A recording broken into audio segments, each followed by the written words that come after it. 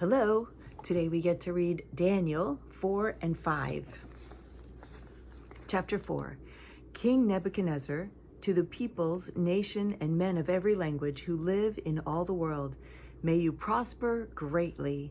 It is my pleasure to tell you about the miraculous signs and wonders that the Most High God has performed for me. How great are his signs, how mighty his wonders. His kingdom is an eternal kingdom. His dominion endures from generation to generation. I, Nebuchadnezzar, was at home in my palace, contented and prosperous. I had a dream that made me afraid. As I was lying in my bed, the images and visions that passed through my mind terrified me. So I commanded that all the wise men of Babylon be brought before me to interpret the dream for me. When the magicians, enchanters, astrologers, and diviners came, I told them the dream, but they could not interpret it for me. Finally, Daniel came into my presence, and I told him the dream. He is called Belteshazzar, after the name of my God, and the spirit of the holy gods is in him. I said, Belteshazzar, chief of the magicians, I know that the spirit of the holy gods is in you, and no mystery is too difficult for you. Here's my dream. Interpret it for me.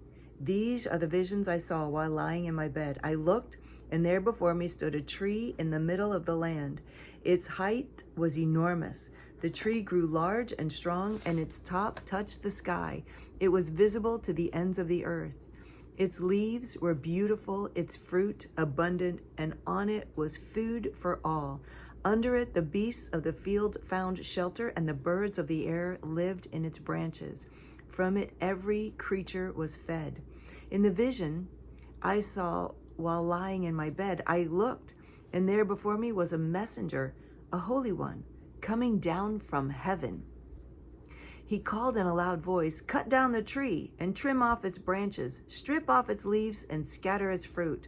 Let the animals flee from under it and the birds from its branches, but let the stump and its roots, bound with iron and bronze, remain in the ground, in the grass of the field.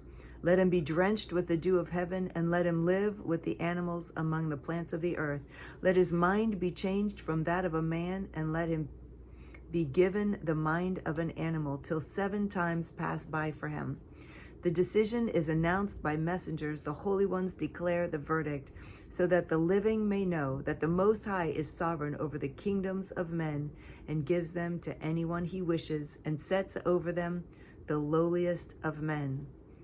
This is the dream that I, King Nebuchadnezzar, had. Now, Belteshazzar, tell me what it means, for none of the wise men in my kingdom can interpret it for me, but you can, because the spirit of the holy gods is in you." Then Daniel, also called Belteshazzar, was greatly perplexed for a time, and his thoughts terrified him. So the king said, "Belteshazzar, do not let the dream or its meaning alarm you." Belteshazzar answered, "My lord, if only the dream applied to your enemies and its meaning to your adversaries. The tree you saw, which grew large and strong, with its top touching the sky, visible to the whole earth, with beautiful leaves and abundant fruit, providing food for all, giving shelter to the beasts of the field, and having nesting places in its branches for the birds of the air. You, O king, are that tree. You have become great and strong. Your greatness has grown until it reaches the sky, and your dominion extends to distant parts of the earth.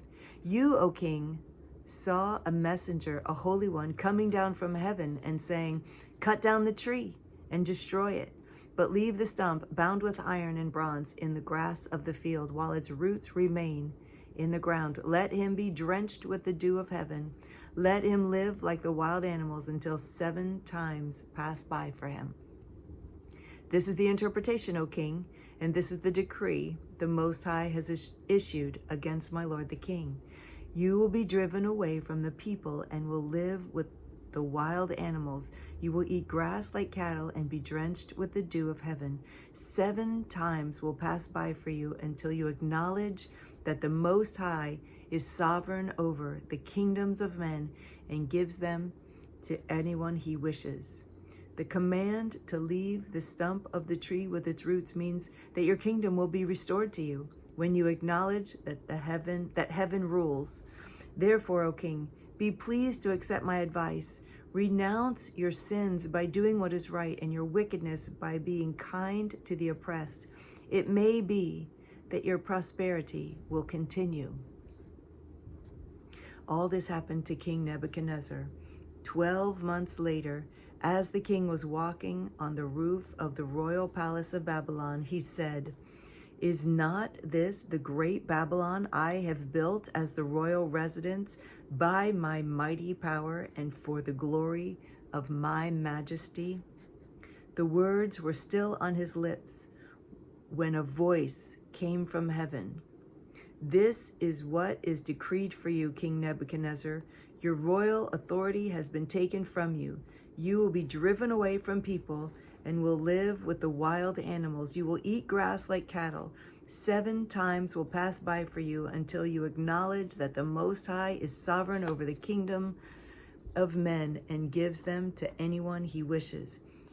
Immediately, what had been said about Nebuchadnezzar was fulfilled. He was driven away from people and ate grass like cattle. His body was drenched with the dew of heaven until his hair grew like the feathers of an eagle and his nails like the claws of a bird. At the end of that time, I, Nebuchadnezzar, raised my eyes toward heaven, and my sanity was restored. Then I praised the Most High. I honored and glorified him who lives forever. His dominion is an eternal dominion. His kingdom endures from generation to generation. All the people of the earth are regarded as nothing. He does as he pleases with the powers of heaven and the people of the earth. No one can hold back his hand or say to him, "What have you done?" At the same time that my sanity was restored, my honor and splendor were returned to me for the glory of my kingdom. My advisors and nobles sought me out, and I was restored to my throne and became even greater than before. Now I, Nebuchadnezzar, praise and exalt and glorify the King of heaven, because everything he does is right and all his ways are just, and those who walk in pride he is able to humble. Wow. Wow. Wow.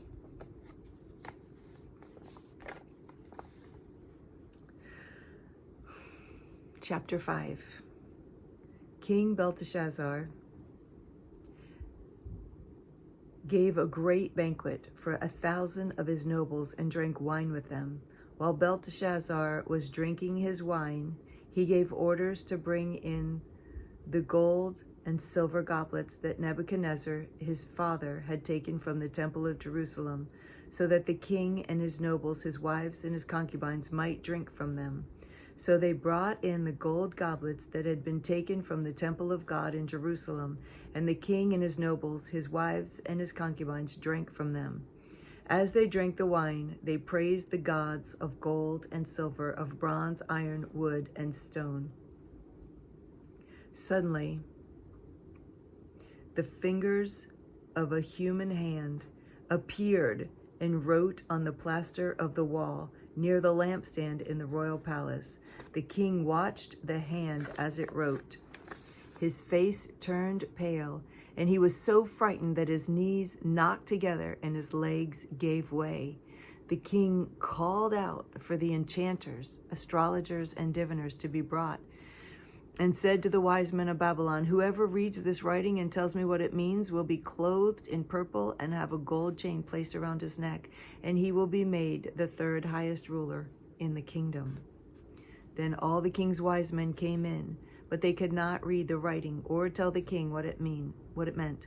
So King Belshazzar became even more terrified, and his face grew more pale. His nobles were baffled. The queen, hearing the voices of the king and his nobles, came into the banquet hall. "O king, live forever," she said. "Don't be alarmed. Don't look so pale. There is a man in your kingdom who has the spirit of the holy gods in him. In the time of your father, He was found to have insight and intelligence and wisdom like that of the gods.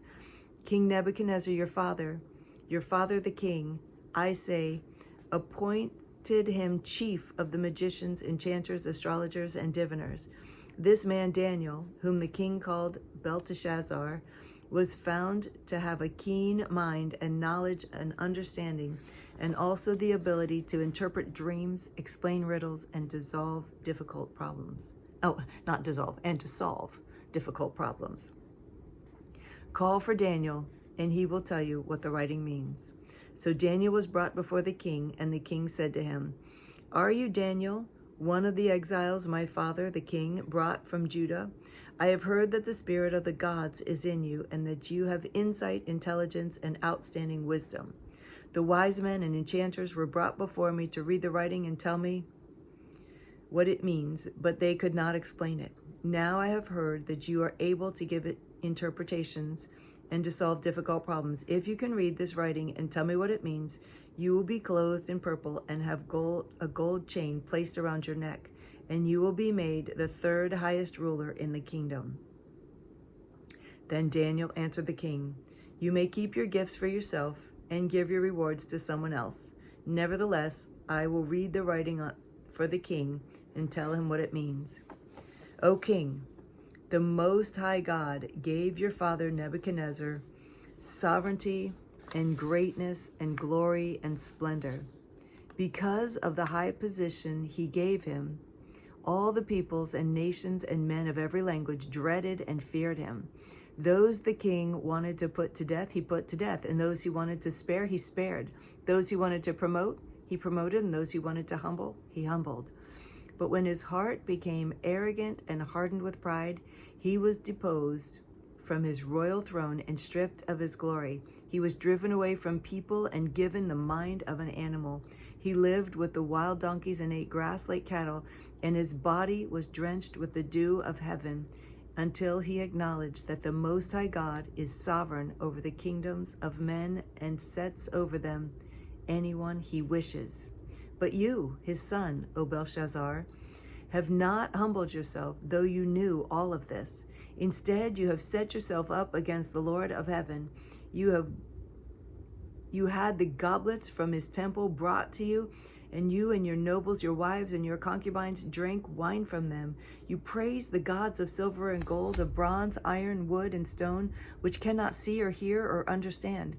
But you did not honor the God who holds in his hand your life and all your ways. Therefore, he sent the hand that wrote the inscription.